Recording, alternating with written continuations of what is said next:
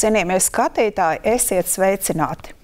Man ir prieks jūs uzrunāt raidījumu Zini savas tiesības jau 4. sezonā. 4. sezona un kopumā 4 raidījumi jūsu tiesību pratībai. Visu raidījumu centrālā tēma šoreiz būs mums ikvienam ļoti labi pazīstama. Tā ir nauda un ar naudu saistītie jautājumi. Mūsu pirmais raidījums ir veltīts skaidras naudas apritei, maksājumiem skaidrā naudā un kas aiz šiem darījumiem nereti slēpjas, ko mēs mēdzam ietaupīt uz nodokļu rēķina.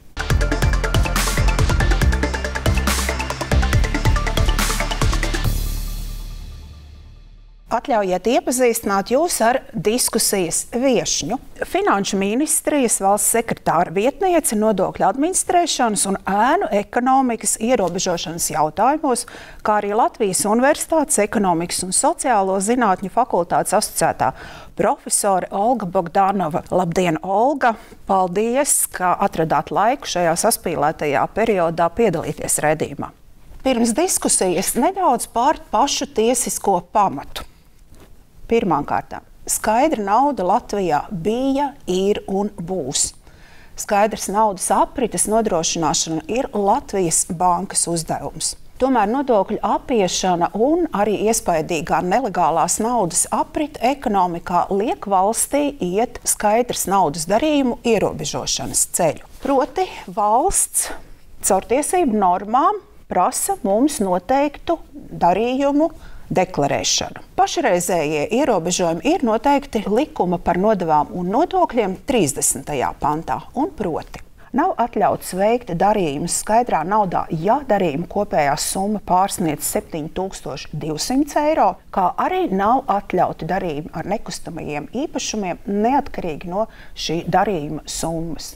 Kas ir plānots? Ar grozījumiem likumā par nodevām un nodokļiem turpmāk tiks noteikts, ka valsts ieņēmuma dienests turpmāk saņems no bankām informāciju, ja bankas klients vienā reizē no bankomāta izņems vai iemaksās 750 eiro. Kā arī, ja šobrīd bankām ir jāsniedz valsts ieņēmuma dienestam par fiziskām personām informācija, ja personas konta apgrozījums viena gada laikā pārsniedz 15 000 eiro.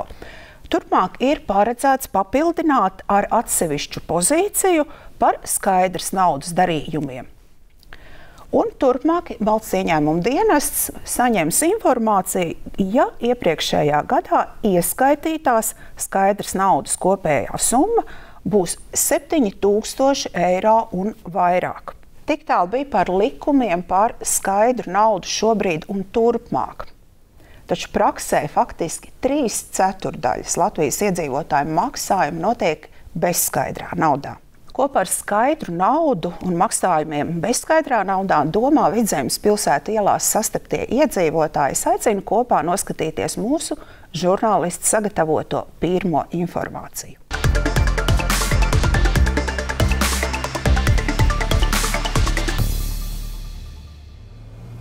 Naudas jēdziens sen vairs netiek uztverts tikai kā banknotes un monētas. Nauda šodien ir arī plastikāta kartes, ar ko var gan samaksāt, gan izņemt skaidru naudu bankomātā. Daudziem nauda ir klikšķis telefonā, kas ļauj norēķināties par pirkumiem ar savu viedtālruni. Saskaņā ar iedzīvotāju aptaujas datiem vidēji nedēļā viena persona veic 4 pirkumus maksājot skaidrā naudā, tāpēc viens no svarīgākajiem Latvijas bankas uzdevumiem joprojām ir skaidrās naudas aprites nodrošināšana. Ielās aptaujāto cilvēku paradumi ir atšķirīgi. Citi norēķinās tikai ar karti, bet daži maksājumu veikšanai labprāt izmanto skaidru naudu. Es esmu karšu cilvēks. Ļoti minimāli ir skaidrs naudas. Es izmantoju ļoti minimāli skaidru naudu. Tantiņai asteras nopirkt tirgu. Pie tā, jā, palielam veikalos un visur citur par pakalpojumu sniegšanu ar karti. Kādreiz tev naudu izņem vai kaut kāds iedod, tad arī viņi izmanto, ja ir par rokai. Tā baigi nav, ka viņi tur baigi cenšos skaidru naudu. izmantot? Ar karti mazāk, jo pēdējā laikā ir diezgan liels problēmas, kad nestrādāja tādas kartes. Un tāpēc es, kā jau vecā gada gājuma cilvēks, es tomēr uzticos skaidrai naudai vairāk. Tas ir tā kā drošība. Jā, jo karti nevienmēr un ne visur aiziet. Atbilstoši Latvijas bankas datiem, lielākoties Latvijas iedzīvotāju maksājumus izvēlas veikt bezskaidrā naudā, ar karti vai pārskaitījumu no bankas konta. Tomēr vienlaikus nezūd arī nepieciešamība pēc skaidras naudas. Piemēram, 2023. gadā no bankomāta izņemti vairāk nekā 4,5 miljardu eiro. Tātad skaidra nauda joprojām ir vajadzīga. Situācijas var būt dažādas. Piemēram, ja pa ielu brauc busiņš ar ūdens ražas veltēm, piedāvājot pilsētniekiem tikko raktus kartupeļus, viņam nevarēs samaksāt ar karti. Turklāt skaidru naudu lietot nav aizliegts. Var maksāt lielveikalā, zvērinātam notāram, arī pašvaldības kasē samaksāt nekustamā īpašuma nodokli vai saņemt pašvaldības piešķirto sociālo pabalstu. Citi no rēķiniem izmanto karti, daži skaidru naudu, tomēr kā šīs izvēles ietekmē viņu spēju pārvaldīt savas finanses. Kad sekot līdzi budžetam ir vienkāršāk, ja maksājumi ir redzami kontā vai arī tiek veikti ar skaidru naudu. Sekoju līdzi, es pierakstu izdevumus jau gadiem, katru dienu, cik es izdodu. Un man tā liekas, ka man neietekmē, vai es maksāju karti vai ar skaidru naudu. Tā kā tur nekāda atšķirība nav, man liekas. Cik es pie kartes pieradusi, tad man liekas, ka karta ērtāk, jo ja es izņemu skaidrā naudā, tad tik kaut kā ņemās no tā maciņa ārā un liekas, aklajā iet ir izņemt naudu. Skaidra nauda daudziem ir arī pašaizsardzība iespējai. Ja ar manu banku notiek ķibele, drošāk, ka nauda ir arī mājās. Turklāt skaidrās naudas maksājumi ietilpst kritiskajos finanšu pakalpojumos, kuru pieejamība saskaņā ar Nacionālās drošības likumu jānodrošina iespējama valsts apdraudējuma gadījumā. Skaidras naudas lietošana ir arī drošības apsvērums. Ja valstī iestājas krīze, uz kādu laiku nav pieejama elektrība vai internets, skaidra nauda vienā mirklī kļūst par nepieciešamību. Skaidra nauda arī ikdienā nepieciešama tiem cilvēkiem, kuriem nav digitālo prasmju vai piekļuves internetam.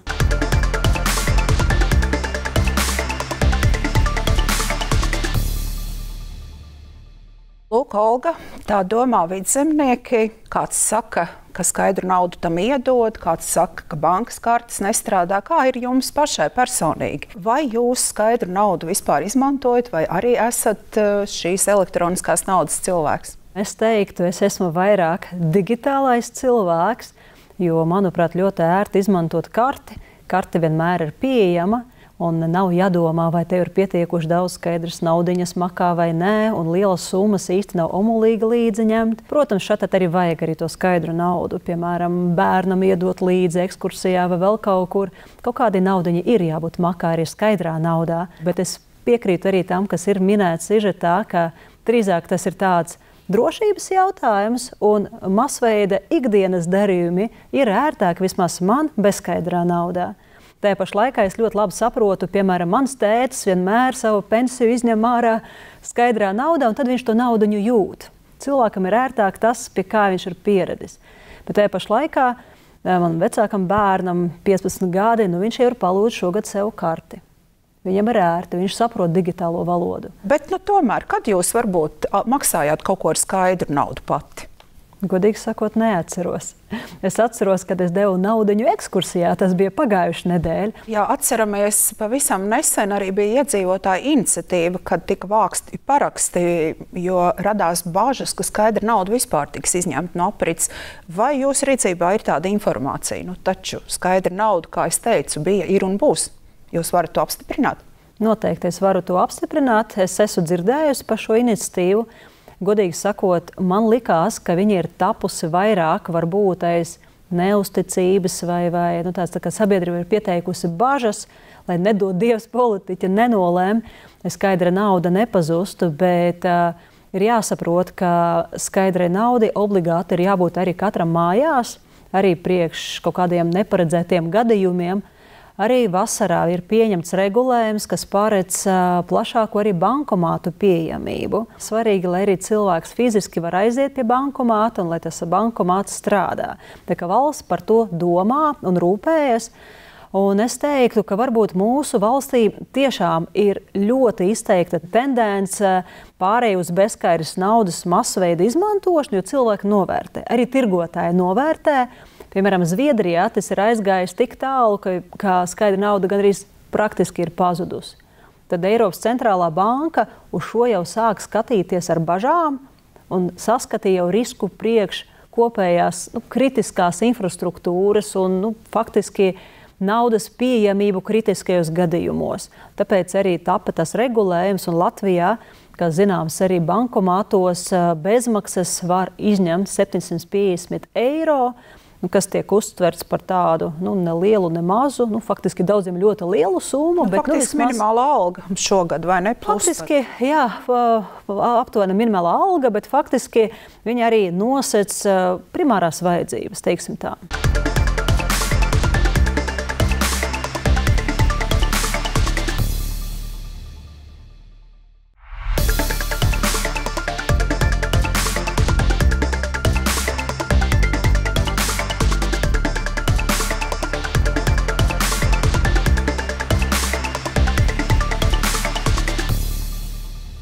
Likumos arvien tiek noteikti jauni ierobežojumi skaidrs naudas lietotājiem. Kāpēc šie ierobežojumi tiek paplašināti un pret ko tad valsts cīnās? Un ar ko valsts šādi cīnās? Nav noslēpums, ka skaidra nauda nav tikai maksāšanas līdzeklis ikdienas pirkumos un biznesa darījumos, bet bieži vien to izmanto kā instrumentu ēnu ekonomikā.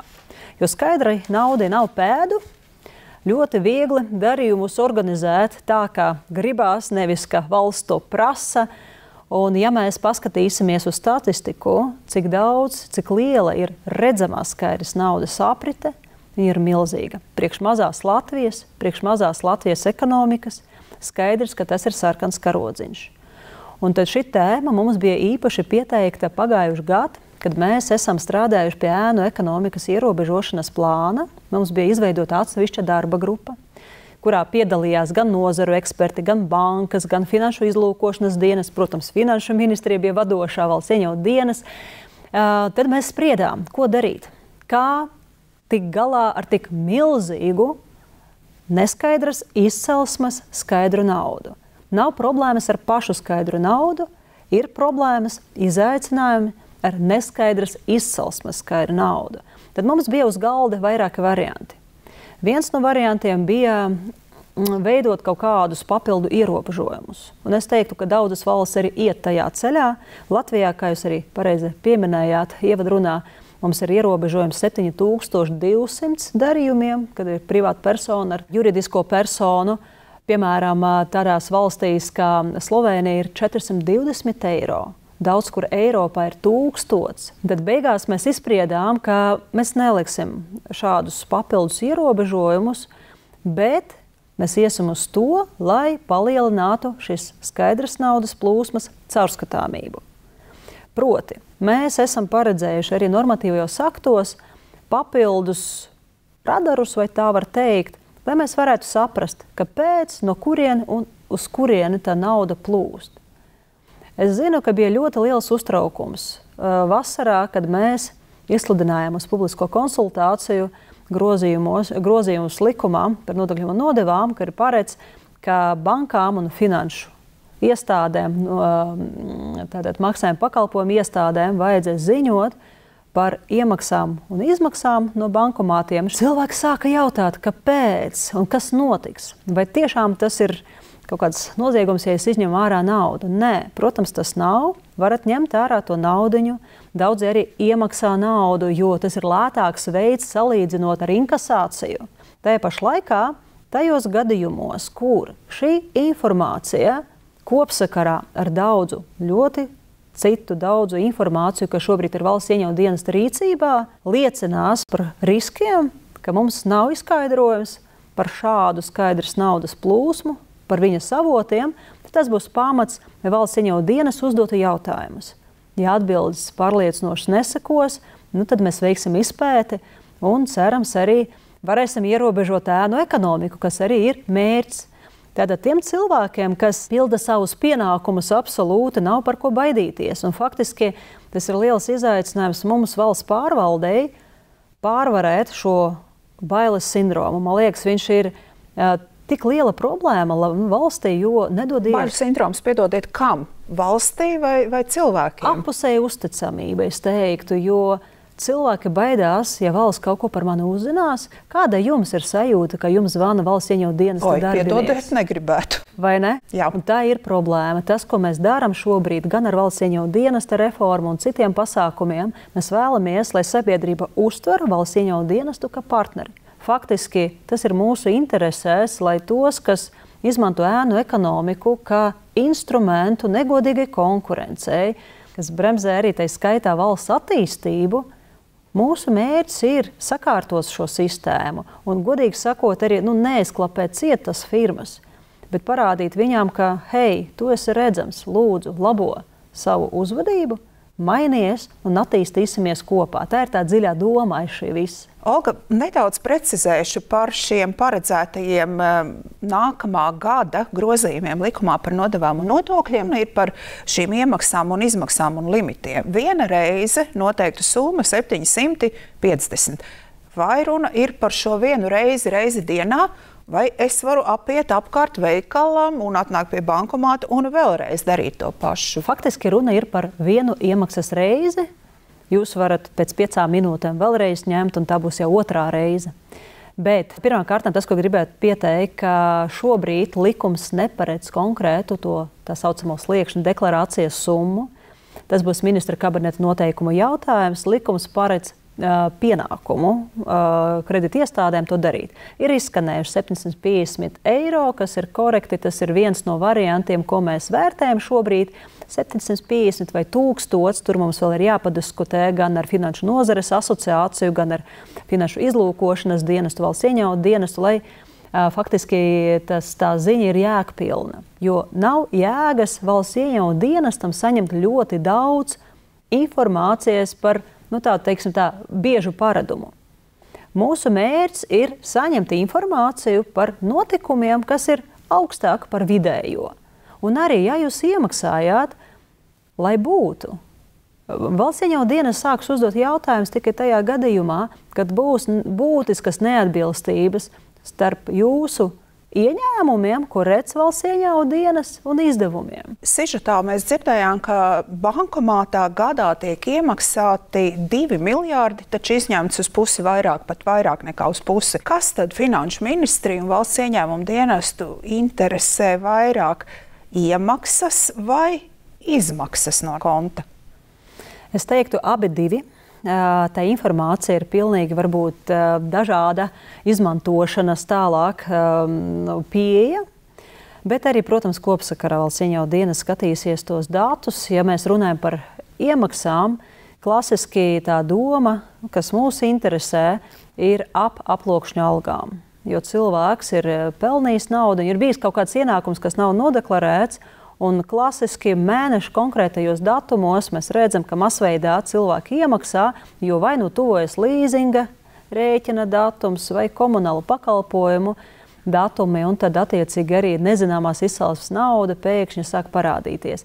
Parasti to cilvēki gana viegli saprot. Bieži man uzdot arī jautājumu, kas tad par izmaksām? Nauda taču ir legāla, viņa ir bankas kontā, ko jūs vēl no mums gribat. Es teiktu, punkts numur 1, ja viss notiek legāli, kāpēc uztraukties? Valsts diezgan daudz ko analizē, arī aizkulisēs, un tas nerada diskomfortu cilvēkiem, kurus īstenībā mēs arī vēlamies ar šo pasargāt, neierobežojot viņu tiesības. Šeit mūsu interese ir vairāk par, godīgi sakot, juridiskām personām, jo aiz katras fiziskās personas vienmēr stāv arī juridiskās. Jūs minējāt sarunā, ka jūsu rīcībā ir dažādi dati, ko jūs analizējat. Jautāšu par ēnu ekonomikas, tā varētu teikt, pirmrindnieku, kas ir būvniecības nozare. Tur skaidrā nauda neapšaubām ir pietiekami lielā apgrozījumā. Vai jums ir kāds izskaidrojums, kāpēc tā nonāk šo uzņēmumu rīcībā un Kā tas vispār var tā būt, ja tomēr lielākā daļa būvniecības kompānijām pasūtījumi ir no publiskā sektora? Nevar būt tā, ka valsts iestāde vienai būvniecības firmai maksās skaidrā naudā, iestur no bankomāta ņems ārā. Pagājuši gadu ir pieņemts regulējums, tur arī sekundārais regulējums vēl arī šā gada laikā, kas palīdzēs mums izsekot naudas plūsmu no ģenerāļa līdz apakšniekam. Jo pārsvarā sākumā jau nauda tiek samaksāta. Viņa pazūd tālāk un līdz lejai nemaz neaiziet. Un arī tad būs spēkā pienākums, kas liks arī parādīt katru no rēķinu un summu. Tad mēs arī varēsim saprast, kur tā naudaņa pazūd. Es saprotu, ka valsts vēlas ne tikai šo nelegālās naudas apriti ekonomikā ierobežot, bet pamatā arī legalizēt darba samaksu, nodokļu maksāšana, un tas ir faktiski mērķis. Jā, valstī vajag nodokļus, un savukārt pretī cilvēkam vajag šo naudu, ar ko viņš varētu reāli izdzīvot. Bet turpinājumā nedaudz par nodokļiem. Jūs arī minējāt, ka skaidrs naudas plūsmas patiešām nav izsekojams, kur tā nauda tiek maksāta, kā un kur aiziet. Un aprēķini par nodokļu plaisu, kas parāda arī izvairīšanos no nodokļu nomaksas, liecina, ka ik gadu gan pievienotās vērtības nodokļi vai darbspēka nodokļi, kas ir sociālas apdrošināšanas iemaksas un iedzīvotāju ienākumu nodoklis, netiek samaksāti simtiem miljonu eiro apmērā, un tā potenciāli iekasējumā summa ēnu ekonomikā Latvijā ir vērtējuma robežās no 2 līdz 3,6 miljardi eiro gadā. Un tad, salīdzināšanai, es paņēmu skaitli šī gada valsts budžetu ieņēmumos, kas ir plānoti 14,5 miljardi. Rupji rēķinot, sanāk, ka 5. daļa iespējamo ieņēmumu, kas varētu būt novirzīta caur nodokļiem mūsu kopējai labklājībai, izglītībai, valsts izaugsmē, ceļiem, visam, kur tiek tērēta budžeta nauda, tajā nenonāk. Un ēnu ekonomikai šobrīd jūs arī to uzsvērāt, un jūs amats arī to faktiski amata nosaukums nosaka, ka ir ļoti liela uzmanība pievērsta. Neapšaubām nav pasaulē tādas valsts, kur vispār nebūtu ēnu ekonomikas. Vai citās valstīs arī tik ļoti cīnās ar šo ēnu ekonomiku, nelegālo naudu, kas tiek skaidra ievesta vai kaut kādā veidā tiek iepludināta ekonomikā, izvirza mērķus, raksta plānus un kādus rezultātus sasniedz? Es teiktu, ka Latvijā mums ļoti patīk padiskutēt un arī politizēt šo jautājumu, bet viennozīmīgi daudzas valsts ļoti nežēlīgi attiecas pret ēnu ekonomiku, paņem to pašu Itāliju. Vai īstenībā jūs varat kādu valsti paņemt un kaut vai tie paši, man tas Špikerits ir par to skaidrs naudas ierobežojumiem. Es jau pieminēju Slovēniju, 420 eiro ir limits. Jūs nevarat nopirkt neko par skaidru naudu, kas maksātu dārgāk par 420 eiro. Spānijā 1000, Rumānijā 2000, Polijā 3050, Lietuvā ļoti patīk visiem salīdzināt ar Lietuvu 5000. Jūs man droši vien pajautājat, kā tad Igaunijā. Igaunijā ir lielāks slieksnis, bet tajā pašā laikā viņi ļoti nežēlīgi rīkojas ar tiem, kas izdara kaut kādus pārkāpumus. Nav samaksāts nodoklis laikā, piedziņa automātiska, bez diskusijām. Vienkārši aiziet, brīdinājums sākumā elektroniskais un tad piedziņa. Ja ir bijis kaut kāds attaisnojuma iemesls, cilvēks ir slimojis, atnesīs izziņu un tad viņu atcels. Un ne tikai tas ir par naudu budžetā stāsts, tas ir jautājums par uzņēmējdarbības sakārtošanu un, godīgi sakot, arī par cilvēku tiesībām. Jo vislielākais risks jau nav tas, ka naudiņa budžetā neaiziet, kas ir slikti, protams, ja mums ir mazāk naudas medicīnai. Tur jautā, kāpēc ātrā palīdzība neatbrauc laicīgi. Tāpēc arī neatbrauc, vai vēl kaut kādām lietām. Bet, manuprāt, lielākais risks ir tieši cilvēku sociālo iemaksu neesība, jo mēs zinām, ka cilvēki, kas ir gados, kļūs par pensionāriem, ko viņi saņems, un faktiski tie, kas šobrīd strādā ēnā, viņi sēž uz pulvermūces. Tā problēma būs krietni lielāka nākotnē, nekā viņi ir šobrīd. Kāpēc meitenes nedzemdē? Nevar aiziet bērnu kopšanas atvaļinājumā. Jo vienkārši, ja tu strādā ēnā, tu nevari atļauties nestrādāt, tu nevari atļauties slimot, tu nevari atļauties bērnus dzemdēt, tu nevari atļauties kļūdīties. Tā ir īstā problēma ar ēnu ekonomiku, un, manuprāt, tas, ar ko mums valstī būtu jāstrādā, bet atkal tas ir milzīgs izaicinājums, kā to izdarīt. Ja sāks cilvēku moralizēt, tas tieši tiks panāks pretējais efekts. Manuprāt, nav korekti stāstīt cilvēkiem maksā nodokļus, jo tas ir tavs pienākums. Jā, tas ir katra cilvēka pienākums. Bet man patīk arī sarunā gan ar jauniešiem, piemēram, ar jauno paudzi, kur tagad sāks savu profesionālo dzīvi, paskaidrot, ka, ja pat tev piedāvā kešā, skaidrā naudā to algu, un tu apzinies, ka jā, tev piedāvāja šitik, bet faktiski tam darba devējiem vajadzēja tev samaksāt šitik. Un šo vienkārši izkrāp. Tev neiedeva to naudu, bet tu jau strādāsi, tu savu ieguldījumu sniegsi, un darba roku trūks. Prasi un runā par savām tiesībām, jo tev ir visas tiesības būt pasargāta. Tas ir tas svarīgs, tā teikt, ne gluži morāls, bet es teiktu izpratnes aspekts ēnu ekonomikā. Jā, mums ir paredzēts raidījums saistībā ar jūsu pieminēto problēmu, viens no nākamajiem. Iesim varbūt tālāk, un cienījamie skatītāji, Olga jau arī iezīmē, ka valsts tai dotajiem līdzekļiem mēģina ierobežot ēnu ekonomiku un domā dažādus modeļus, taču arī Olga minēja, nebūs pārspīlēt teikts, ka šī nodokļu maksāšanas kultūra vai tā apziņa sāks mums katram no sevis, un ne jau moralizēšana mūs uz to novedīs, bet gan mūsu pašu pārliecība. Tāpēc turpinājumā aicinu noskatīties mūsu žurnālistu sagatavoto otro informāciju, ko par nodokļu maksāšanu un ēnu ekonomiku domā vidzemnieki.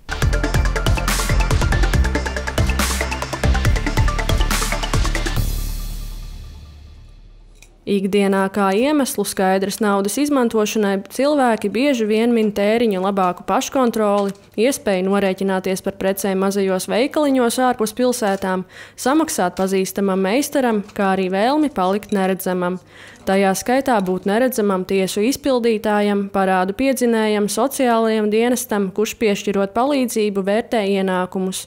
Ielās sastaptie cilvēki gan uzskata, nodokļu nemaksāšanas kultūra sākas no valdības. To jau mums parāda augšu, kāda kultūra jāveido. Kāda kultūra viņi paši veido. Viņi apiet daudz sistēmas un izvairās un melo uz visādas lietas. Tauta jau dara tieši tāpatās. Kaut kā nav laimējuši šai gaišajā Latvijas zemē, ļoti gaiša cilvēku daudz. Nav laimējuši šad un tad ar valdību. Viņi nesaprot. Mums tādi trāpījās ļoti gudri, pēdiņās gudri, priekš sevis gudri. Un cilvēki vienkārši netic vairāk. Pārāk liela brīvība, pārāk liela demokrātija. Pat cik es esmu drusku pieķēris padomu laikus, tur tā nebija, kad mēs darām kā gribam. Tur bija likumi. Pēc tam bija ļoti labas sekas, ja nepildīs tos likumus, bet tagad ir pa liela brīvība. Pētījumi un aptaujas rāda, ka sabiedrībā ir augsta iecietība pret nodokļu nemaksātājiem, jo īpaši nav iebildumu samaksāt skaidrā naudā citam cilvēkam kā pakalpojumu sniedzējiem. Tiesību aktos noteikto liegumu un ierobežojumu mērķis norēķiniem skaidrā naudā pakalpojumu sniedzējiem ir nodokļi, kuri valstī jāiegūst no ienākumu guvēja, preču pārdevēja, pakalpojumu sniedzēja, piemēram, celtnieka, santehniķa, friziera vai pārdevēja. Uzrunātie iedzīvotāji kopumā sevi uzskata par godprātīgiem nodokļu maksātājiem, tomēr vienlaikus arī atzīst, ka ir situācijas, kad norēķināties ar skaidru naudu un nesaņemt čeku ir pieļaujami. Vai ir gadījies jums maksāt par pakalpojumu skaidrā naudā un nesaņemt čeku? Jā, ir.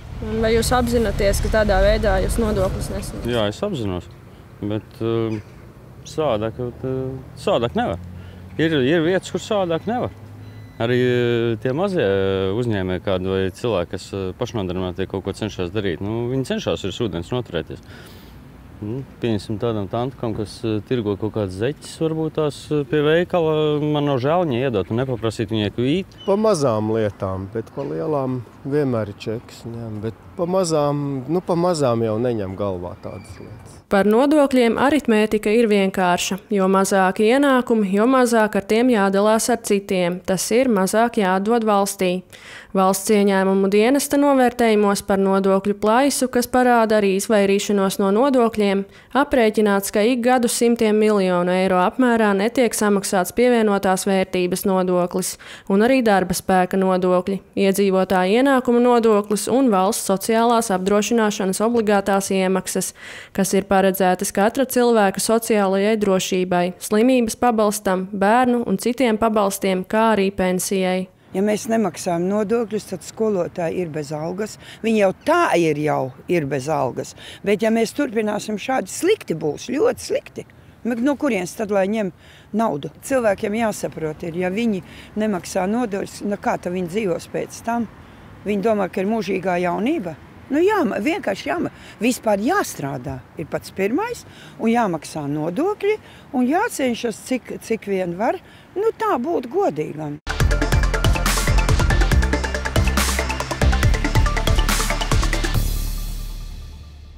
Lūk, šīs ekspresa intervijas, protams, nevar uzskatīt par Latvijas populācijas pētījumu, tomēr tās iezīmē tādu lietu, ka cilvēki ir gatavi kādam darba veicējam privātā kārtā samaksāt skaidrā naudā un īpaši nedomājot par to. Viņi uzskata, ka es saņēmu pakalpojumu un naudiņa ir samaksāta godīgi tam pakalpojumu sniedzējam. Protams, ka cilvēki arī rēķina privātā kārtā, ka cik man tas izmaksās. Ja jautātu jums, vai jūs nolīgtu savu privātā dzīvokļa kapitālajam remontam uzņēmumu un maksātu viņam pēc visas sastādītās tāmes, vai tomēr runātu ar privātiem būvniekiem, celtniekiem no šī paša būvniecības sektora? Kāda būtu jūsu izvēle? Es teiktu, šeit ir divi aspekti. Ja kaimiņš palīdz kaimiņam, tur uzlīmēt tapetes vai pļaut zāli, un tas ir tāds vienreizējs pasākums, gan jau bija un būs, un kaimiņš kaimiņam tur uzdāvinās ķirbi vai iedos tur, varbūt saldējumam kaut kādu naudiņu, un es teiktu, tā varbūt nav tik liela problēma. Problēma ir tāda, ka ja tas kaimiņš no dienas uz dienu strādā, un tas ir viņa pamata ienākuma veids, jo faktiski tas kaimiņš apdraud sevi ilgtermiņā. Un tas, ko valsts dara un uz ko viņa mēģina arī rast tādus ērtus risinājumus, kā izdarīt tā, lai tas kaimiņš būtu pats ieinteresēts samaksāt to pašu sociālo nodokli, pie kura mēs jau esam pieskārušies, lai ir ļoti ērts veids, kā to darīt, jo kāpēc tas kaimiņš varbūt nemaksā, jo viņš neprot grāmatvedību, viņš nezina procedūras. Tad tam veidam ir jābūt ļoti ērtam. Mums ir izveidots saimnieciskās darbības ieņēmumu konts, ļoti labs rīks, kur tu ieskaiti kontā naudiņu, viņa automātiski aiziet pa nodokļiem, un te ir fiziski pieejama naudiņa savam patēriņam. Ir forši, bet ne tik daudz viņa izmanto. Otrs aspekts, kas ir ļoti svarīgs, izvēloties pakalpojumu sniedzēju, garantija. Ja jūs vienalga, vai tas ir remonts, vai dzīvokļa remonts, vai auto remonts, vai skaistumkopšanas pakalpojums, kuru man ļoti patīk arī pieminēt pa piemēru, jo mums tiešām ir bijušas vairākas vēstules ministrijā, kur cilvēki sauca pēc palīdzības, ka uztaisīja operāciju un bija drausmīgas sekas pēc pusgada. Zobārs tas pats. Cilvēks nevarēja savas tiesības aizstāvēt. Zobārs saka, tas nebija es. Pierādi. Un nevar pierādīt. Tā kā vairākas lietas, un es teiktu, protams, arī tāda valstiskā varbūt attieksme, dzirdēju sižetu arī, protams, sabiedrības domas par valdību un politiskiem skandāliem. Gan jau būs tie skandāli vienmēr lielāki, mazāki, dodies, lai būtu viņu mazāk, bet būs. Bet es teiktu, tas pat nav tik daudz par politiķiem, cik par mūs. Tā ir mūsu valsts un tie ir mūsu bērni, kas mācās skolās, tā ir mana pensija nākotnē, tās ir manas sociālās garantijas un tā tālāk.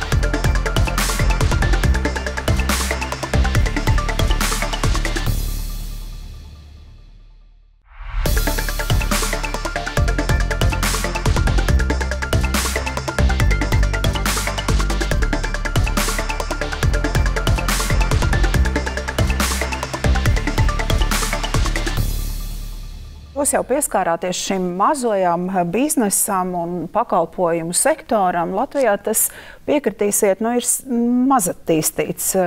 It kā šis saimnieciskās darbības konts, kuru daudzi nezina, kāpēc nezina, jā, jautājums. Un tomēr cilvēki, kas, piemēram, vēršās LV portālā, mums ļoti daudz ko mazā biznesa pārstāvji jautā konsultācijās par nodokļu režīmiem.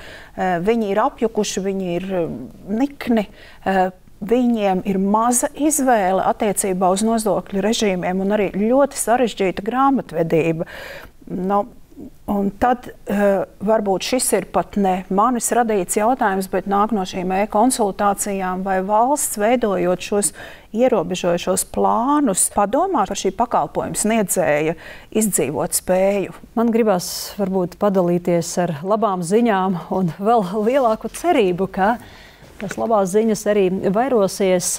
Mēs no šā gada sākuma esam palaiduši ļoti, manuprāt, progresīvu rīku, kas saucās reitings. Tātad nodokļu maksātāji, juridiskās personas un fiziskās, kas nodarbojas ar saimniecisko darbību, tiek reitingotas A, B, C. Ko tas nozīmē? Faktiski valsts ir ieguldījusi ļoti daudz resursu jau zinot diezgan daudz ko par nodokļu maksātājiem, dalot viņus segmentos iekšienē. Līdz šim nevienam par to nestāstot. Bet, piemērojot šo reitingu, publiski atspoguļojot, publiski ir redzams viens burtiņš, bet iekšā var redzēt 6 lielus blokus, kas veido šo burtiņu. Mēs varam motivēt nodokļu maksātājus, pielāgot savu uzvedību. Mēs strādājam pie daudziem projektiem, kas nodrošinās pātrinājumus un vieglākas procedūras A reitinga uzņēmumam. Ja esi B, faktiski tas nozīmē, ka kaut kādos jautājumos tu atšķiries no tā ideālā profila. Tad tev varētu būt papildus pat neuzraudzība, bet jāpaseko, jāpaskatās, nav kaut kādu tur risku izlikuši. Viss kārtībā, tad uzņēmums arī dzīvo. Ja mēs redzam, ka viņš ir C uzņēmums, tad ar viņu jau strādā. Faktiski valsts pārvalde novirza savu resursu no tiem, kas ir ar minimāliem riskiem, ar ēnu ekonomiku, uz tiem, kur tie riski ir lielāki. Tas saucās partnerība. Protams, es jums pilnīgi piekrītu, jo sarežģītāka sistēma, jo sarežģītāk cilvēkam viņu izprast, viņi vai baidās, vai vienkārši nepieņem. Viņam uzskats, ka tad jūs ar savām sarežģītām procedūrām arī dzīvojat, bet es fokusēšos uz lietu, kas ir mana pamata biznesa, kas ir saprotams. Vēl viens liels projekts, ar kuru mēs šobrīd virzamies, ir e-rēķini. Ļoti dažādas sajūtas par šo. Parasti sākumā, pēc tam iedziļinoties, jau patīk. Lieliem vispār patīk. Mazajiem varbūt viņam ir lielāks stress, jo ir nezināms. Ko nozīmē e-rēķini? Mēs radam sistēmu, kas ļaus datus sūtīt automātiski. Tur ir dažādi varianti, arī bezmaksas risinājumi, ko valsts piedāvā no savas puses. Tad mēs uzlabosim to digitalizācijas briedumu kopējā valstī. Un no otras puses arī tas nākamais solis, kas sekos, tad tie dati ieies deklarācijās vismaz daļēji automātiski, tad uzņēmumi nevajadzēs cerēt atkal laiku, pildot deklarācijas. Kopā kā valsts mēs varēsim savu resursu efektivizēt, kas ir mega svarīgi. Vienlaikus, protams, tas uzlabot caurskatāmību, datu apstrādi un tos, kas nespēlē pēc spēles noteikumiem, mēs varēsim labāk pamanīt. Un nevis, kā mums bieži pārmet arī politiķi, ķeriet tos, kas ir sliktie. Tad mēs iesim ķert tos, kas ir sliktie. Un vienlaikus arī sabiedrība, jo būs daļa, protams, dalās ir tie, kas pavisam slikti, ir tie, kas pavisam labi, un ir tie, kas pa vidu, jo viņam ir jāizdzīvo. Kā viņš var visu nomaksāt, ja kaimiņš tikpat blakus pārdot un nemaksā?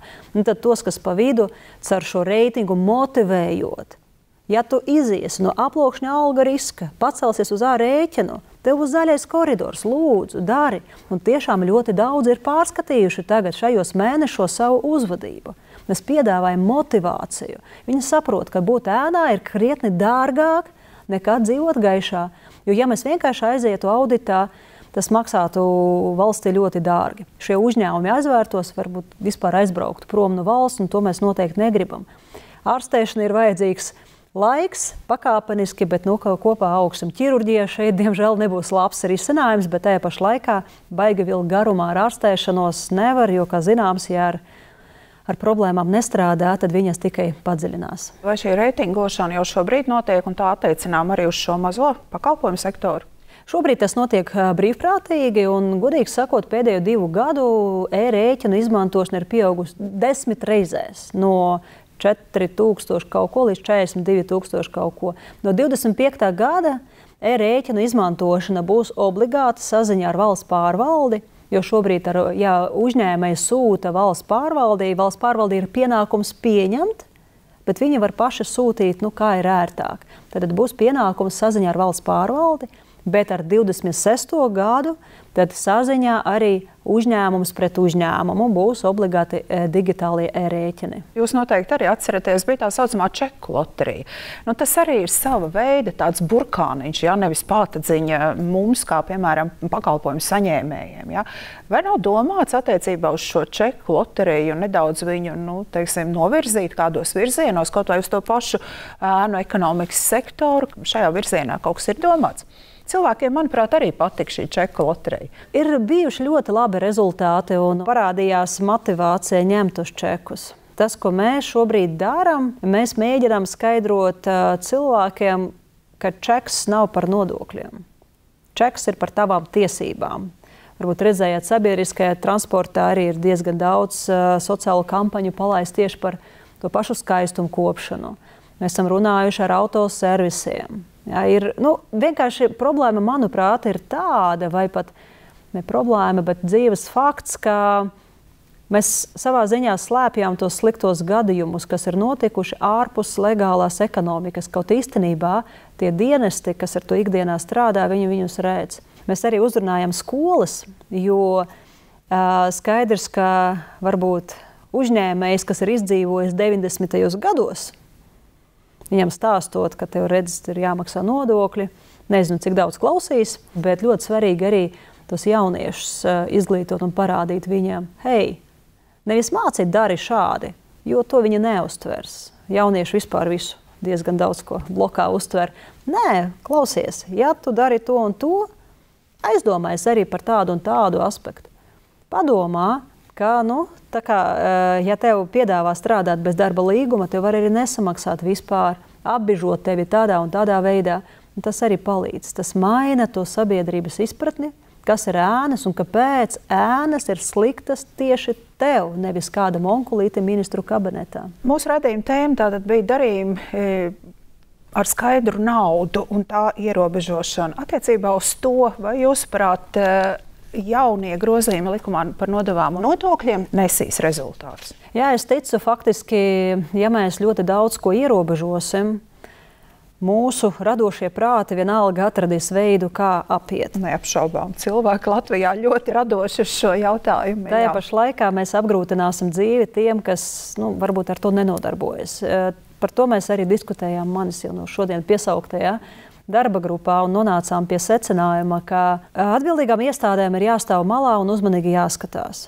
Un tikai tajā gadījumā, ja mēs redzam, ka riski sakrīt un paceļās sarkanais karodziņš, tad mēs rīkojamies mērķtiecīgi un fokusēti. Tātad šī informācija dos mums iespēju neuzdot liekus jautājumus tiem, kam nav viņus jāuzdod. Ikdienas tēriņi nav valsts ieņēmuma dienesta uzmanības centrā. Šie pienākumi ziņot par lielām summām būs bankām, kredītiestādēm, tiem, kas jau šobrīd arī ziņo par aizdomīgiem darījumiem. Vienkārši mēs esam pārskatījuši sliekšņus, jo saprotam, ka kaut kas jau ar tiem miljardiem mūsu mazajā valstī skaidras naudas plūsmām ir kaut kas jādara. Raidījuma otra, apakštēma bija, ko mēs ietaupām uz nodokļu rēķina. Kas jūsuprāt ir tādas pāris būtiskākās lietas? Es teiktu, savām tiesībām mēs ietaupām, diemžēl, tas lielākais negatīvais efekts, ka cilvēki neapzinoties atsakās no savām tiesībām dzīvot valstī aizsargātā vidē. Ja es uzskatu, ka es gribu izmantot, bet nemaksāt, Un tas ir arī tāds ētiskuma jautājums iekšējā, un tikai tu pats sev esi tiesīgs to ētiskuma jautājumu pie sevis pacelt. Mēdz būt dažādas situācijas, un kā jūs arī pareizi šodien atzīmējāt, nav jau iespējams absolūti visos gadījumos izskaust ēnu ekonomiku, un varbūt arī nevajag. Jo nelielos apjomos ēnu ekonomika spēlē sociālo funkciju. Ja cilvēkam ir izvēle nopirkt bērnam siltas kurpes vai samaksāt nodokļus, lai nopērk kurpes. Bet tas, ko mēs gribētu panākt, lai šajā valstī ir tādas darba vietas, ja cilvēks varētu nopelnīt normālu algu, lai pietiktu gan kurpēm, gan smukai jaunai cepurītei katrai sezonai. Cienījamie skatītāji, to teica mūsu raidījuma viešņa, Finanšu ministrijas valsts sekretāra vietniece, nodokļu administrēšanas un ēnu ekonomikas jautājumos un Latvijas Universitātes ekonomikas un sociālo zinātņu fakultātes asociētā profesora Olga Bogdanova. Olga, paldies jums par dalību raidījumā. Paldies arī par tādu iezīmētu, zināmā mērā ideālistisku skatu, taču zem tā ir arī plānoti darbi un lai veicās. Bet pirms mēs atvedamies, vēl viens mirklis secinājumu apkopojumam par mūsu raidījuma tēmu.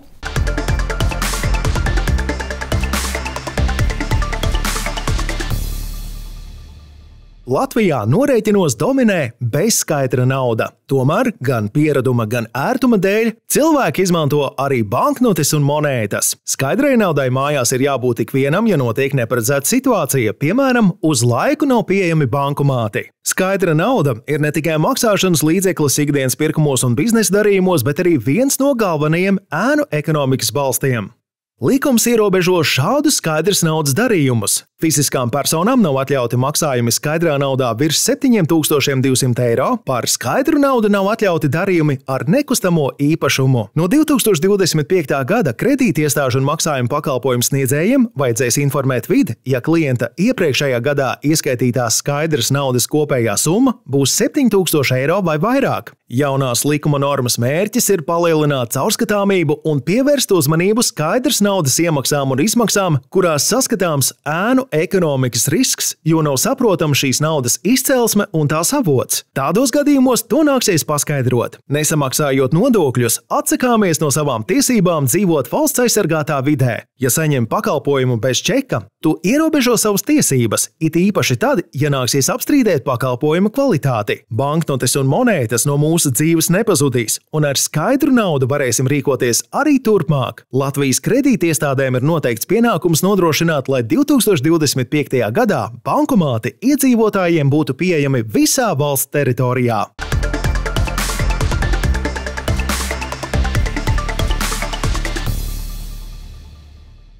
Skatītāji, paldies par jūsu uzmanību. Neuztveriet šo par moralizēšanu, tas ir jūsu tiesību pratībai. Mēs tiksimies ar jums pēc nedēļas un atkal runāsim vienu citu ar naudu saistīto jautājumu. Izplatītākās finanšu krāpniecības metodes, kā nekļūt par krāpniecības upuriem. Lai jums veicās, uz tikšanos!